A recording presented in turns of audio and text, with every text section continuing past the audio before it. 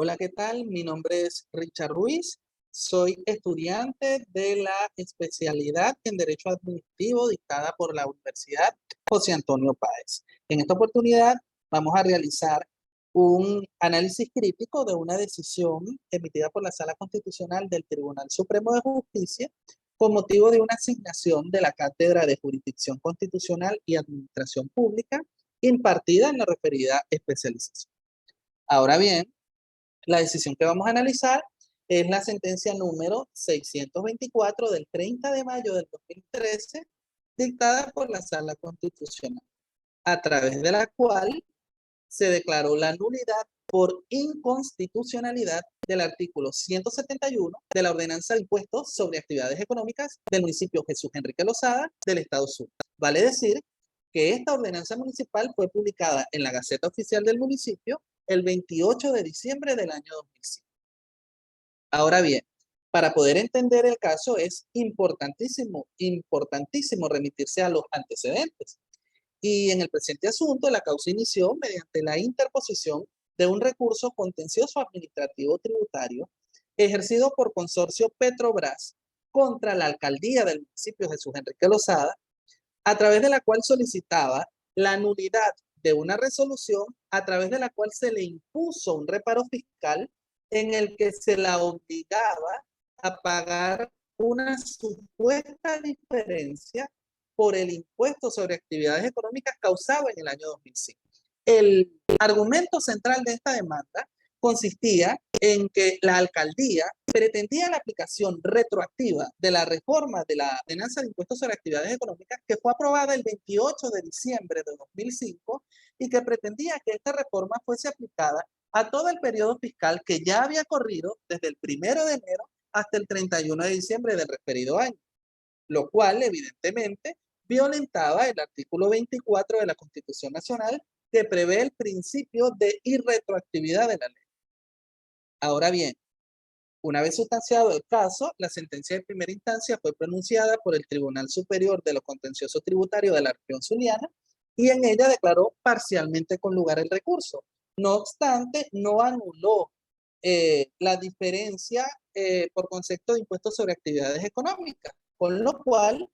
la parte demandante ejerció el correspondiente recurso de apelación que correspondió decidir a la Sala Político-Administrativa. En esa oportunidad, la Sala Político-Administrativa decidió el caso y lo declaró con lugar y por tanto anuló la resolución de la alcaldía que había impuesto el pago del diferencial por concepto de impuestos sobre actividades económicas para el año 2005. Y además de ello, en la misma sentencia, la Sala Político-Administrativa desaplicó por control difuso de la constitucionalidad el artículo 171 de la referida normativa municipal, indicando que efectivamente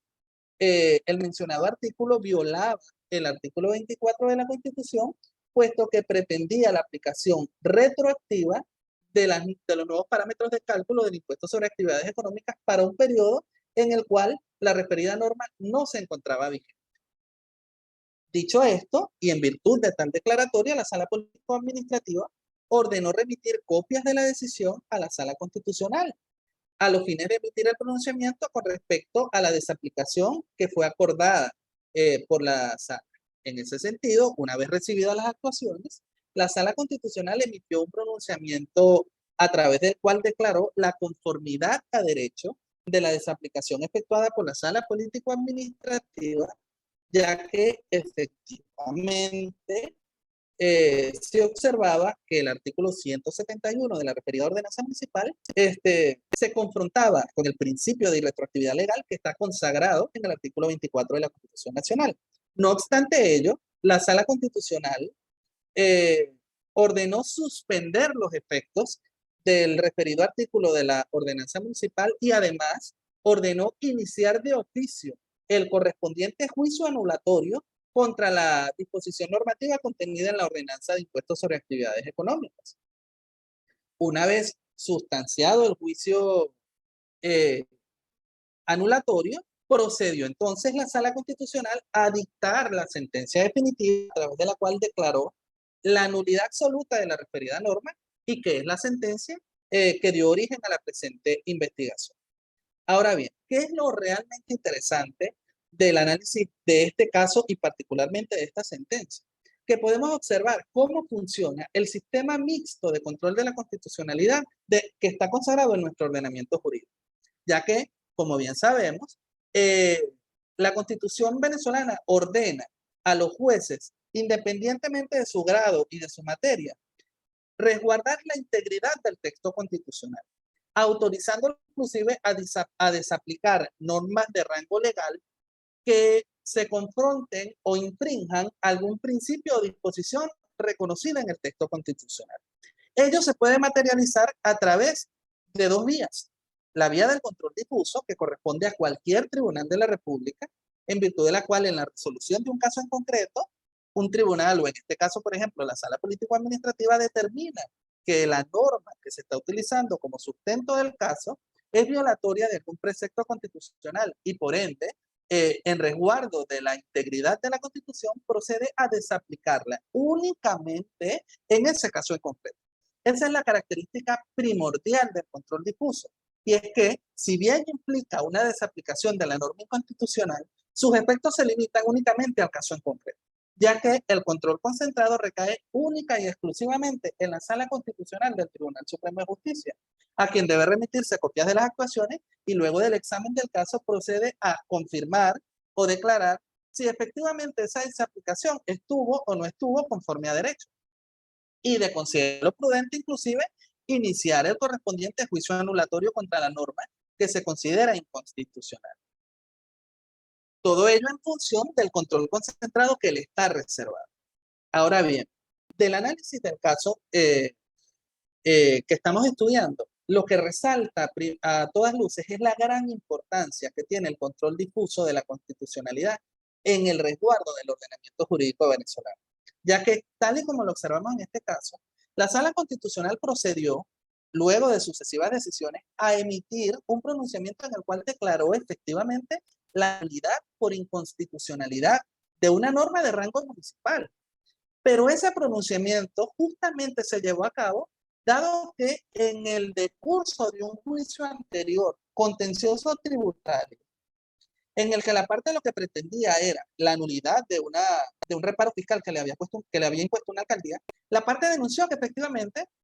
la normativa que había empleado la alcaldía violentaba un precepto constitucional. Ello originó una secuencia de pronunciamientos que llevaron justamente en que la sala, en ejercicio del control concentrado, anulara definitivamente la norma. Por lo cual, lo que podemos observar es que el control difuso representa una democratización del acceso a la justicia constitucional, en el sentido estricto de que no necesariamente se tiene que interponer en forma directa una acción ante la Sala Constitucional para que ésta proceda a declarar la nulidad o no de un determinado texto normativo. Pues puede ocurrir, tal y como pasó en este caso, que a través de sucesivas actuaciones en un juicio cualquiera, en este caso fue un juicio contencioso tributario, pero se han visto otras materias inclusive, en los que los jueces que observan, que son los que tienen acceso a las distintas causas, observan que hay normas que coliden con la Constitución, proceden a desaplicarla. Y esos casos, ya sea a través de apelaciones o distintos recursos que se van ejerciendo, van subiendo de instancia hasta que la sentencia queda definitivamente firme y se remite esas actuaciones a la Sala Constitucional a objeto que emita el pronunciamiento definitivo con respecto a si la norma es o no es inconstitucional. De allí la importancia cardinal del control difuso, porque tal y como lo dijimos, democratiza el acceso a la justicia constitucional y permite que no solo la Sala Constitucional, sino cualquier juez de la República pueda resguardar la integridad de la Constitución y priorizar la aplicación de las normas constitucionales en base a su supremacía jerárquica con respecto a las normas de rango legal. Ahora bien, este no es el único caso interesante en el que podemos observar los efectos del control difuso, ya que existen otros asuntos en los cuales el control difuso ha originado cambios significativos en nuestro sistema normativo. Así podemos mencionar, por ejemplo, los casos en los que la Sala de Casación Civil, aplicando el control difuso de la constitucionalidad, desaplicó ciertas normas del Código de Procedimiento Civil que establecían la obligatoriedad del reenvío en casación y a su vez implementó la oralidad en el procedimiento de casación civil. Estas decisiones fueron ratificadas por la Sala Constitucional del Tribunal Supremo de Justicia y con ello se establecieron interpretaciones constitucionalizantes de las normativas establecidas en el Código de Procedimiento Civil, adecuando esas normativas a la nueva realidad y a los nuevos paradigmas que establece la Constitución venezolana de 1990. Porque ello es lo realmente interesante, que una vez se ejerce el control difuso y las actuaciones se envían a la Sala Constitucional, el pronunciamiento de la Sala no necesariamente tiene que concluir con el dictamen de la nulidad de la norma, que fue lo que ocurrió en el caso que estamos estudiando, ya que evidentemente la ordenanza municipal violaba el principio de retroactividad legal en desmedro de los derechos